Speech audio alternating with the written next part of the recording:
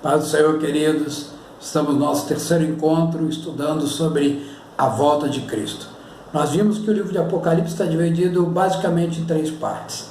A primeira parte, capítulo 1, a exaltação daquele que veio, que morreu, ressuscitou e que é a razão de estarmos vivos, Jesus Cristo.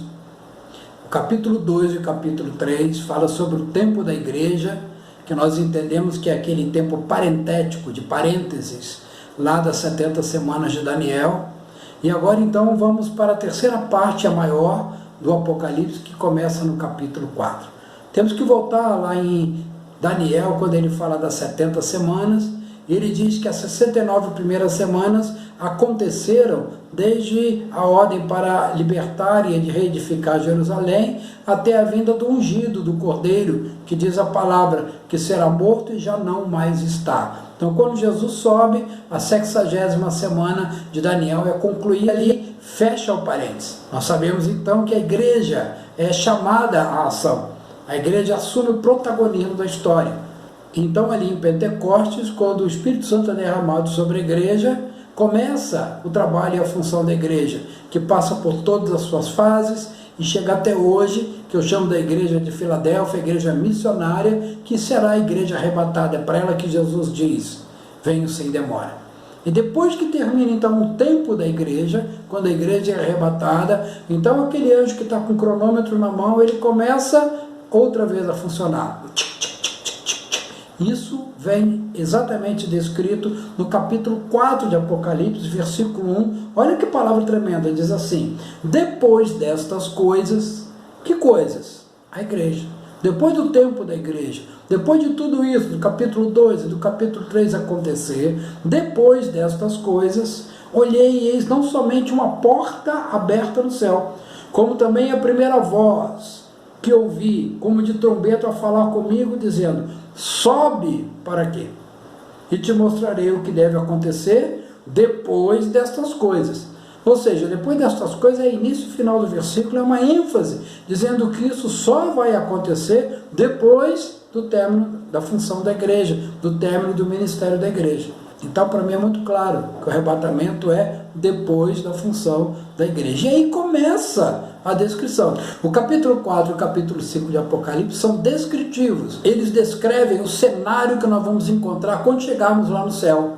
Diz assim, versículo 2: imediatamente eu me achei em espírito, e eis armado no céu um trono, e no trono alguém assentado. Então a descrição do céu: um trono, 24 anciãos prostrados ao redor do trono. Creio eu que exatamente a união entre a igreja, os 12 apóstolos, e Israel, as 12 tribos, os 24 anciãos prostrados ali diante do trono, e aquele que vive eternamente, o Senhor, está assentado naquele trono. Ao redor do trono estão os querubins, ao redor do trono está toda a honra, toda a glória, todo o louvor ao Senhor, e a igreja está ali. E se a igreja está ali, o Espírito Santo também está ali. No versículo 5 ele diz assim: do trono saem relâmpagos, vozes e trovões, e diante do trono ardem 7 tochas de fogo, que são os 7 Espíritos de Deus. Então quem está no céu? O Senhor assentado no trono, Israel, messiânica, e a igreja, Filadélfia, representado pelos 24 anciãos. Estão os querubins, serafins ao redor do trono adorando o Senhor, e o Espírito Santo está lá. Porque se a igreja subiu, o Espírito Santo subiu. O Espírito Santo não vai ficar aqui nas cadeiras e nos templos, porque ele foi derramado sobre a igreja. Se a igreja está no céu, o Espírito Santo também está. Então olha só quem está no céu: a igreja, Israel, Israel messiânica, o Senhor Deus, Deus Pai, o Espírito Santo está lá. E aí acontece algo. João olha e vê na mão direita daquele que estava sentado no trono, aí já no capítulo 5, um livro escrito por dentro e por fora, de todo selado com 7 selos. E no versículo 2 diz assim: vi também um anjo forte, ou seja, um arcanjo, que proclamava em grande voz, dizendo: quem é digno de abrir o livro e desatar os selos? Então há um livro na mão do Senhor, na mão do Pai, que estão descritas que serão liberadas todas as coisas, mas ele está selado.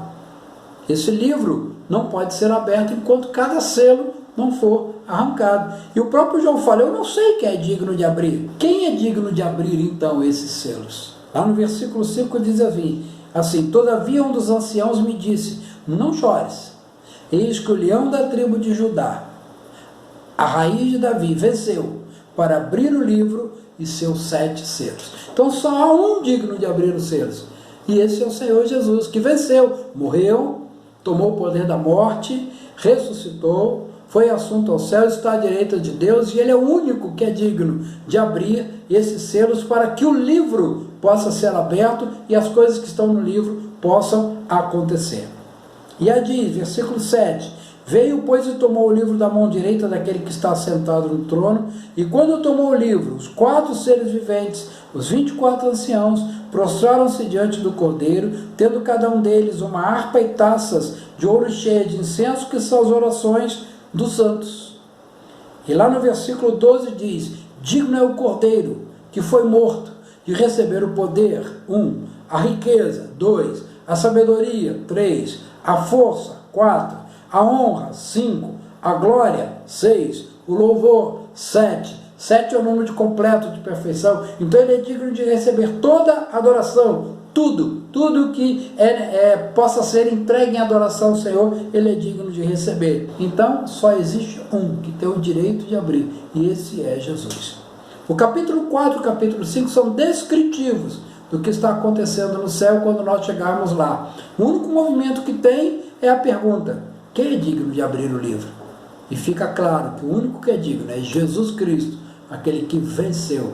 Digno é o Cordeiro de abrir o livro, porque ele foi morto e ele ressuscitou. Glória a Jesus, porque o Senhor Jesus tem essa autoridade conquistada. Amém? A partir do capítulo 6, então, começa o desenrolar de todas as coisas que vão acontecer neste tempo de final, neste tempo quando a igreja já arrebatada está lá diante do trono, adorando. Eu creio que a igreja será arrebatada para estarmos ali participando dessa grande ceia, dessa grande boda, as bodas do Cordeiro. 7 anos de festa. Que coisa tremenda, né? Alguns estudiosos dizem que Israel, antigamente, o casamento levava 7 dias. Tanto é que Jesus, quando ele vai transformar a água em vinho, 7 talhas já estavam usadas. A última talha não existia, porque precisava de vinho para a última talha. Jesus então transforma a água em vinho para que a última talha, para que no último dia, no último milênio, o Senhor possa governar. Eu creio nisso. 7 dias o casamento. Eu creio mesmo que nós seremos arrebatados para participar dessa grande festa das bodas do Cordeiro. Nós, como noiva do Senhor, unidos a Jesus, o nosso noivo, o nosso Senhor, vamos realizar as bodas do Cordeiro, para quando Jesus voltar, então nós, igreja, agora não voltaremos mais como noiva, nós voltaremos agora como esposa, desposada, com a mesma autoridade do Senhor. Amém? No capítulo 6, então, começa a acontecer os fatos, começa a acontecer as ações, começa a acontecer a abertura dos selos. Nós vamos então para abrir cada um destes selos. Os primeiros selos, ao serem abertos, vão chamar para que entrem em ação os chamados 4 cavaleiros do Apocalipse.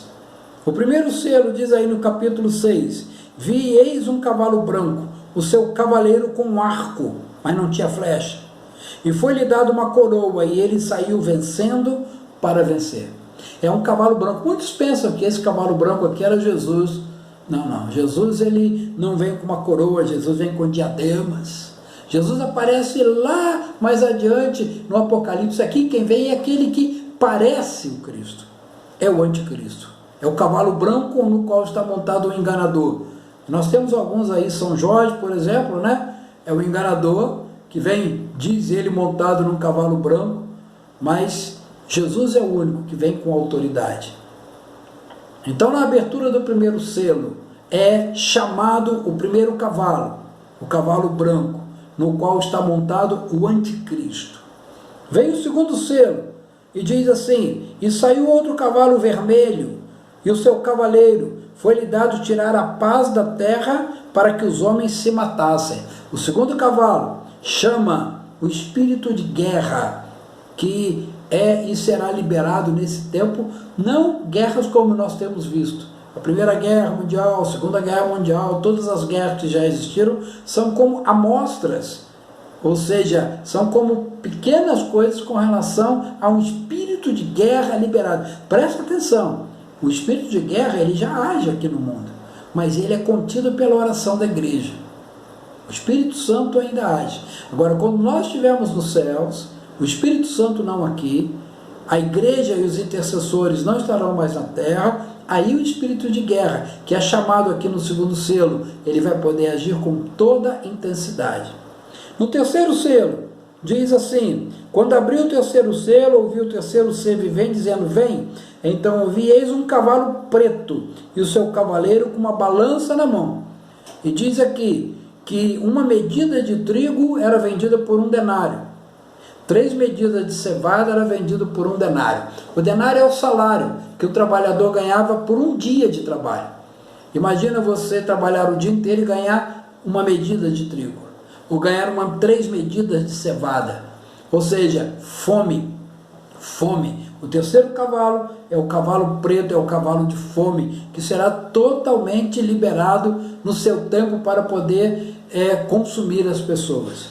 No quarto selo diz assim, eis um cavalo amarelo, e o seu cavaleiro, sendo esse chamado Morte, e o inferno estava seguindo. Foi-lhe dada autoridade sobre a 4ª parte da terra para matar a espada, pela fome, pela mortandade e por meio de feras da terra. Então, o 4º cavaleiro é o cavalo amarelo, que é o espírito de morte.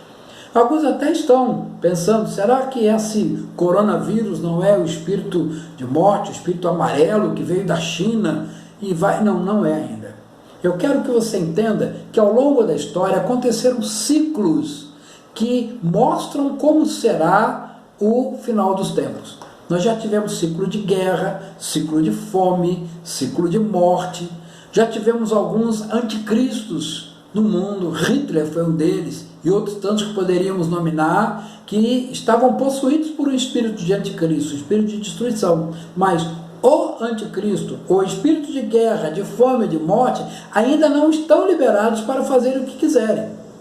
Então o que está acontecendo agora, ou já aconteceu, é uma amostra aí que diz que vão morrer pela fome, pela mortandade, por meio das feras da terra.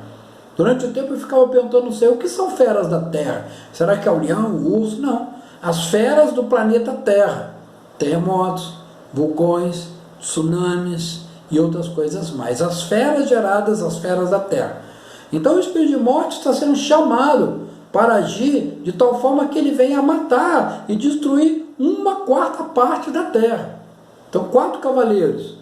O branco, o anticristo, o vermelho, guerra, o negro, o preto, de fome, e o amarelo, morte. 4 cavaleiros dos 4 primeiros selos.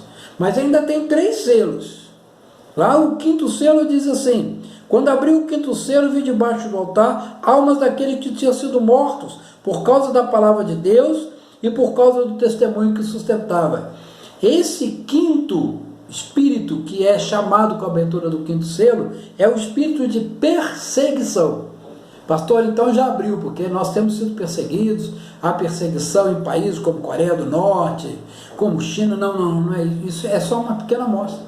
Porque quando a igreja não estiver aqui, o espírito de perseguição vai fazer o que quiser. Hoje, nós clamamos pela igreja perseguida, oramos pelos cristãos na China, na Coreia do Norte, e o Espírito Santo age ali de tal forma que aqueles que querem perseguir não fazem o que querem.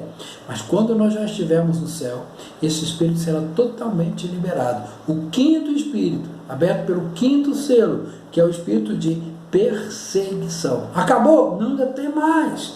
Lá no 6º selo diz assim, vi quando o cordeiro abriu o selo e veio grande terremoto. O sol se tornou negro, foi tanta fumaça que o sol escureceu, a lua como sangue, as estrelas do céu caíram na terra como figueira, quando abalada, deixa cair os seus figos, e vai colocando uma série de coisas, sendo onde os elementos estão sendo destruídos. Então esse 6º espírito que é chamado é o espírito de destruição. Pastor, mas já está acontecendo? Mais uma vez, não, tem terremoto, tem tsunami, furacão, tornado, e as estatísticas mostram que está aumentando cada vez mais, mas ainda não é este tempo. Jesus, quando fala para os seus discípulos, ele fala, vai ver isso, aquilo outro, mas ainda não é o tempo, isso só é o princípio. Nós estamos vendo essas coisas, mas não é ainda tudo que vai acontecer em Apocalipse.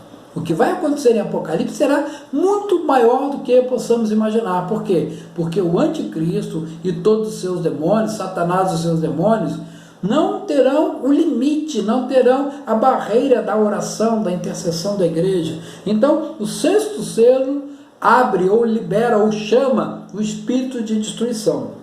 Mas presta atenção, esses 6 espíritos, anticristo, guerra, fome, morte, perseguição e destruição, eles foram chamados, mas eles ainda não foram soltos. Por quê? Porque se já fossem soltos, a terra toda ia ser destruída num piscar de olhos. Mas antes que eles sejam soltos, o Senhor providencia um escape. Deixa eu abrir aqui um parênteses, te lembrando. Você fica perguntando, pastor, mas por que tem esses 7 anos? Não bastava a igreja ser arrebatada e encerrou o assunto? Não, sabe por quê? Porque o Senhor vai dar uma oportunidade para Israel, em especial, e para aqueles outros que vão ficar aqui na terra. Pastor, então durante esses 7 anos, pessoas vão se converter? Vão. Tanto vão se converter que aqui no capítulo 7, o Senhor vai lá e chama 144 mil testemunhas. 12 mil de cada tribo de Israel. E pega essas 144 mil testemunhas e diz a palavra que o Senhor sela elas de tal forma que nenhum desses espíritos que serão liberados vão poder tocá-las. Porque elas terão o papel de testemunhar, de evangelizar, em especial o povo de Israel, mas de uma forma geral todo mundo que tiver restado. Vai haver oportunidade, só que agora não pelo amor, agora pela dor. Então essas 144 mil testemunhas serão seladas. Pastor, quem são? Aí nós podemos pensar muitas coisas. Eu fico imaginando aqueles estudiosos da Torá, estudiosos dos profetas, os rabinos. Eles estão estudando e eles talvez não tenham entendido ainda que Jesus é o Messias, mas eles já sabem o que vai acontecer com o arrebatamento. Eles já sabem disso. E quando a igreja for arrebatada, eu creio que muitos, naquele momento, vai cair a ficha e muitos vão entender, puxa, Jesus era o Messias. E agora a igreja foi arrebatada. O arrebatamento vai ser um motivo de conversão de muitos.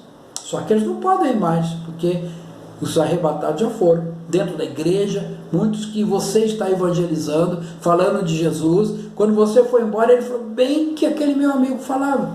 E eu creio que em Israel vão se levantar muitas pessoas, não só se convertendo, como que vão começar a evangelizar, dizer, Jesus é o Messias.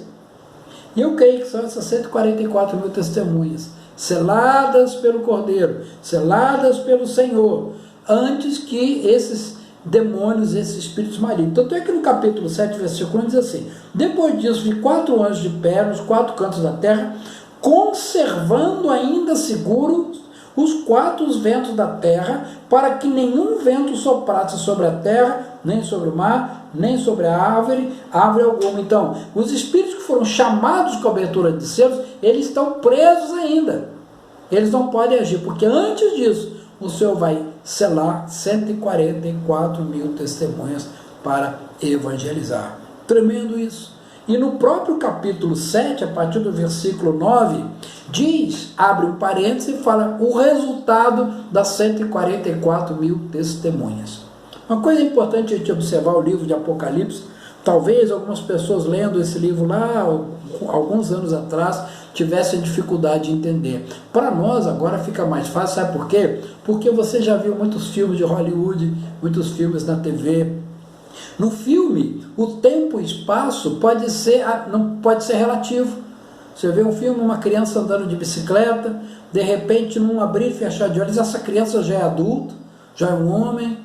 Então o tempo muda. E aquele homem que está andando na rua, de repente ele se lembra de alguma coisa da sua adolescência, volta, ele está em casa, de repente ele se lembra do momento que ele estava em outro país, ou seja, o tempo e o espaço, eles podem ser cortados e podem ser misturados ali. O Apocalipse é isso, porque aqui no capítulo 7 fala das 144 mil testemunhas, e o diretor do Apocalipse diz assim, corta, agora vamos lá na frente ver o resultado do evangelismo dessas 144 mil testemunhas. Então aí a partir do versículo 9 diz assim, depois dessas coisas, eis grande multidão que ninguém podia contar, todas as nações, tribos, povos, línguas, em pé diante do Cordeiro, vestindo as vestiduras brancas, ou seja, essas são as pessoas, aquelas vidas que vão se converter a partir do evangelismo e do testemunho das 144 mil. Foi um corte no tempo, vai lá na frente, mostra o resultado e então volta. Ou seja, o capítulo 7 é um parênteses, antes dos demônios do selo serem liberados, para que o Senhor cele as 144 mil testemunhas.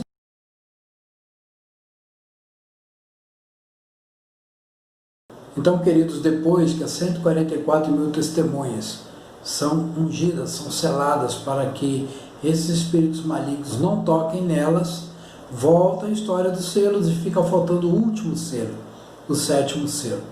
Quando o sétimo selo é aberto, é o último, ou seja, o pergaminho, a carta, o livro que está na mão do Senhor pode ser aberto, e aí de fato começa a grande tribulação com o toque de cada uma das trombetas. O sétimo selo determina o início da grande tribulação, onde esses espíritos malignos foram chamados através de cada selo, são liberados para agir, e aí começa o toque da trombeta, que vai determinar o ataque em cada um dos elementos. Amém, queridos? Vamos continuar então com as trombetas no nosso próximo encontro. Que Deus te abençoe. Paz.